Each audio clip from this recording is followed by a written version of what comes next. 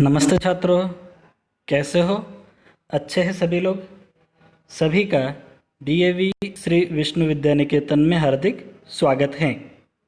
आज हम जानकारी प्राप्त करेंगे कक्षा 9वीं के हिंदी विषय में जो पहला पाठ है, एक सुंदर गीत है, उसके बारे में।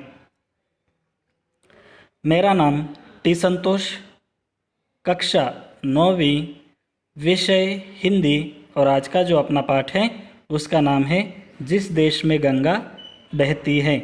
यह एक सुंदर गीत है। आज हम इसी गीत के बारे में जानकारी प्राप्त करेंगे। जिस देश में गंगा बहती है, आपके सामने एक चित्र है। उस चित्र में 4 पंक्तियां भी हैं। पहले मैं इन पंक्तियों को गाता हूँ, आप ध्यान से सुनिए और बाद में उसी प्रकार गाने का प्रयास कीजिए। बाद में आपसे इसी चित्र पर आधारित कुछ प्रश्न पूछूंगा, आप उत्तर देने का भी प्रयास कीजिए।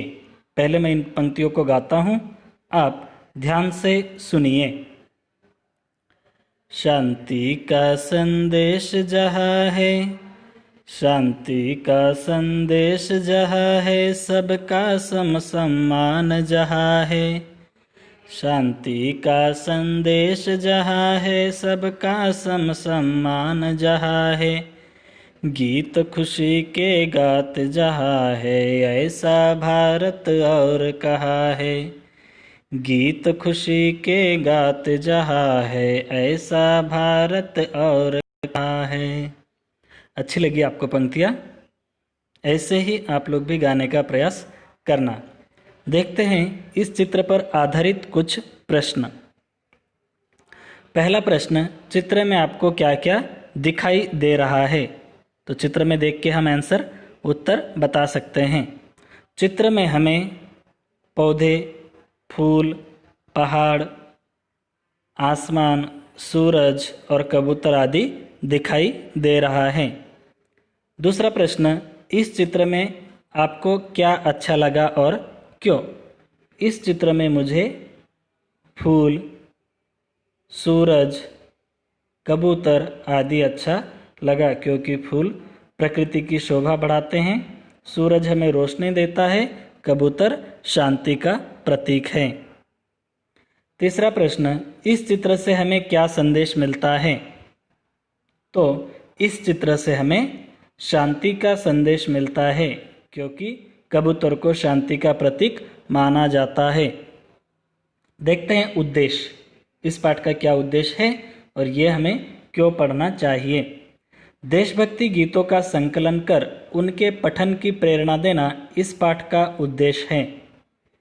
देशभक्ति, जो देशभक्ति से संबंधित गीत हैं, उनको एकत्रित करना और उनको पढ़ने के लिए छात्रों को प्रेरणा देना इस पाठ का मुख्य उद्देश्य है। भारतवासी सत्य, अहिंसा, धर्म, न्याय, परोपकार, सद्भावना, मानवता आदि महान गुणों की पहचान है, और यही सब गुण छात्रों में भी डालने के लिए इन जैसे देशभक्ति गीतों के बारे में यह गीत पढ़ना चाहिए। यही इस पाठ का उद्देश्य है। इस सुंदर से गीत के कवि है कवि शैलेंद्र कुमार। अब हम जानते हैं कवि शैलेंद्र कुमार का संक्षिप्त में परिचय। शैलेंद्र कुमार का जन्म सन 1923 में हुआ। इनका असली नाम शंकरीदास खिलाल था। ये हिंदी सिनेमा जगत के प्रमुख गीतकार हैं। इन्होंने कई प्रसिद्ध फिल्मी गीतों की रचना की। इन्हें यहूदी, अनाड़ी और ब्रह्मचारी फिल्मों में गीत लिखने के लिए 3 बार फिल्मफेयर पुरस्कार से सम्मानित किया गया। इनका देहांत सन 1966 में हुआ। अब देखते हैं गीत की पंक्तियाँ। पहले मैं इस गीत को गाता हूँ, आप लोग ध्यान से सुनिए और बाद में उसी प्रकार गाने का प्रयास कीजिए। तो सुनिए गीत के बोल। होठों पे सच्चाई रहती है जहाँ दिल में सफाई रहती है।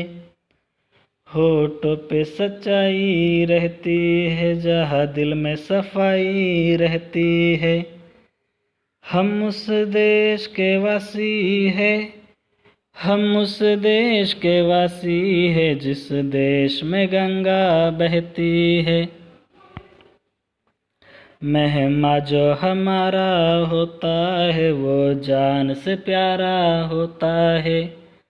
मेहमा जो हमारा होता है वो जान से प्यारा होता है। ज़्यादा का नहीं लालच, हमको थोड़े में गुजारा होता है। ज़्यादा का नहीं लालच, हमको थोड़े में गुजारा होता है।